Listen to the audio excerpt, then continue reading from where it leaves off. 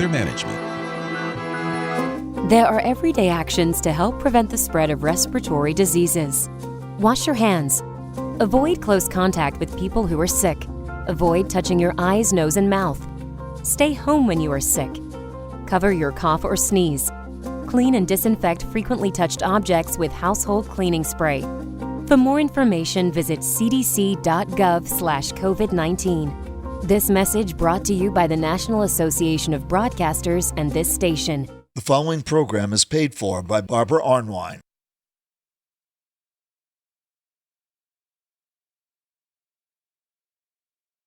The topics, views, and opinions expressed on the air and via All Igniting Change with Barbara Arnwine, platforms by host Barbara Arnwine Esquire, guests, and supporters are their own and are independent of any organization, entity. Nothing said on the show or any of its platforms constitutes a client-attorney relationship or serves as legal advice counsel. No liability, explicit or implied, shall be extended to Igniting Change, its platforms, or the show's host. It's time now for Igniting Change, a weekly provocative and empowering program where you, the listener, can ignite change. Now here's your host, Barbara Arnwine. Get up, stand up. Stand up for your right. Yes, we are broadcasting live from Brunswick, Georgia. Yet again, we are on the grounds of the Glenn County Courthouse, where the Superior Court is having a trial involving the former district attorney, Jackie Johnson. We'll talk about that case more later during the show. But we have a very special show for you today because we have a very special guest coming up very shortly. And I'm going to call on our amazing, wonderful leader, one of the best, boldest attorneys in this country. He is an intellect of the highest order. And since we're talking about Black history, he's with me here in Brunswick as we're making history. So I'm going to turn it over right now to the amazing Daryl Jones to introduce him as my co-host.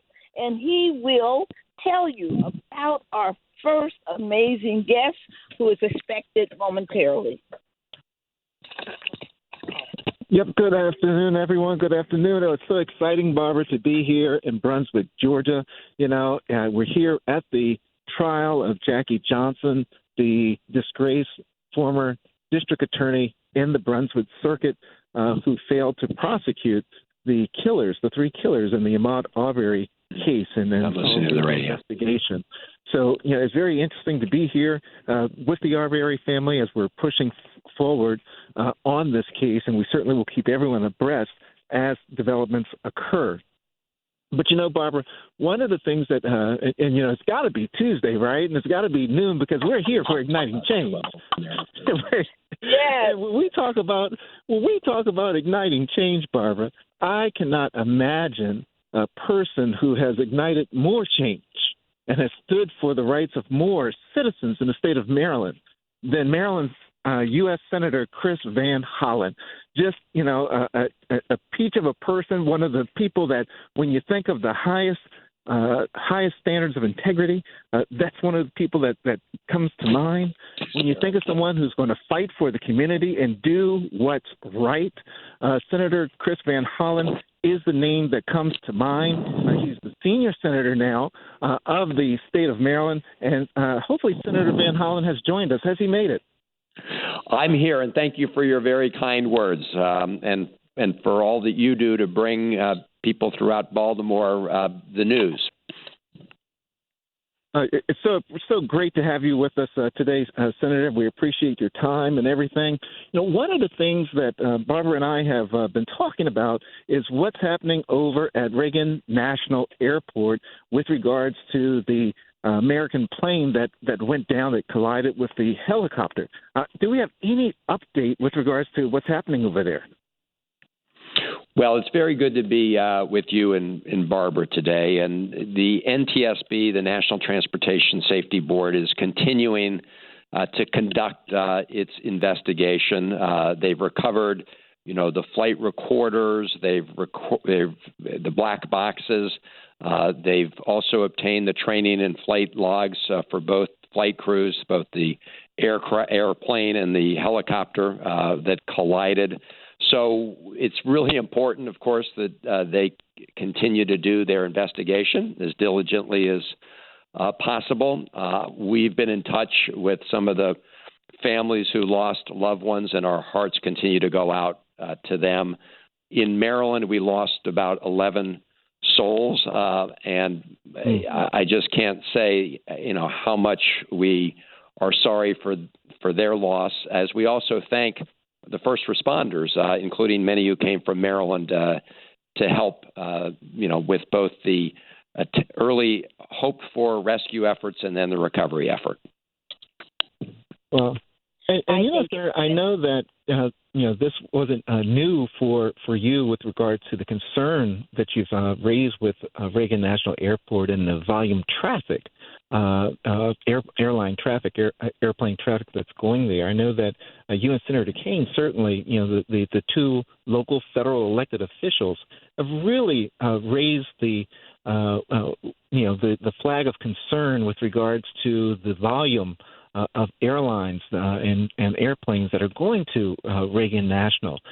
Could you share with our audience some of the concerns that you had previously raised?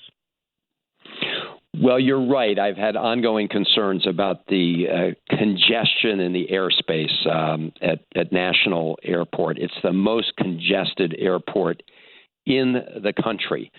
And last year, when there was a vote to reauthorize the FAA bill, it also included a provision that would allow more aircraft, more slots, more congestion at National Airport. And so both the Maryland delegation, myself and then Senator Cardin, and the Virginia delegation, Senator Kaine and Senator Warner, were the 4 votes out of 100 against that bill.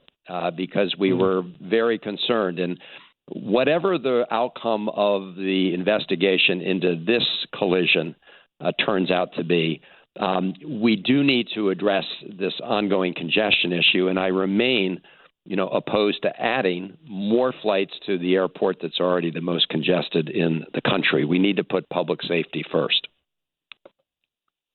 Yes. And Senator Van Hollen, just thank you so much for being on our show. We know how many demands are on you at this moment, given everything that's happening with this new administration. But thank you for being such a leader in trying to make sure that there was safety. I admired you all last year. Of course, I never did what your constituents should do, which is pick up the phone and say thank you, thank you, thank you. But I admired your effort and your fight, along with Tim Kaine and Warner and and everyone to fight against over congesting DCA. And I want to make sure that our audience, this is a national audience who's listening to you. In fact, it's an international audience. We have listeners in 13 nations. And I just want you to be able to say to people, who are listening, what people need to know about what we can do in the future to make sure that we're safe, that the airspace is safe, that there's no problems happening, and that we can, guarantee greater air safety for DCA and for the nation.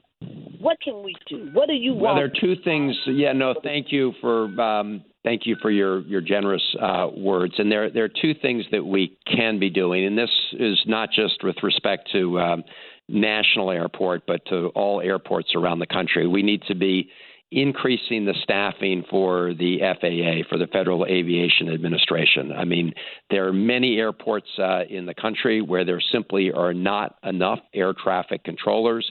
So we need to do more of that. The second thing we need to do is stick to the facts and tell the truth rather than come up with outrageous conspiracy theories. And I must say I was absolutely appalled when, after this terrible national tragedy, President Trump convened a press conference at the White House where he made it all about politics. He made up baseless statements, claiming that the collision was a result of the actions of previous administration with respect to diversity. All of that was just a lie. And so I have said that he owes an apology to the victims, the families of the victims of the crash, as well as to the American people, because this is a moment where we should focus on facts and not make things up. And so if we're going to be serious about public safety, we need to do the specific things I mentioned, like get more comptrollers on the job, air traffic controllers. But we also need to stick to the facts as we move through these really important national issues. Yes, I was particularly offended by the president's blaming this on DEI, diversity, equity, and inclusion. And I don't know, we'll talk about this more, later in the show about the whole racial divisions that are being sown by this administration to try to make people think that somehow people won't hire, don't hire, have no desire to hire white men to be air traffic controllers. Really? I mean, it is such an affront.